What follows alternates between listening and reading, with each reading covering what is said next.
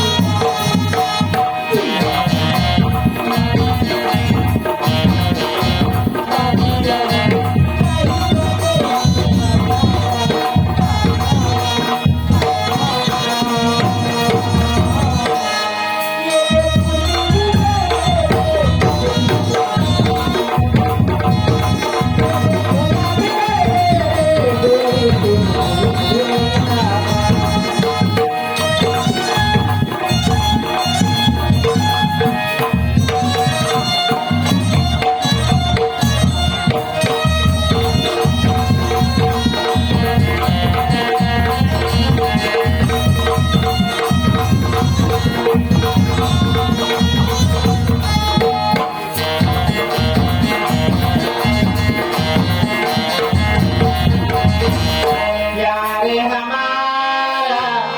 हमारे रहने का याद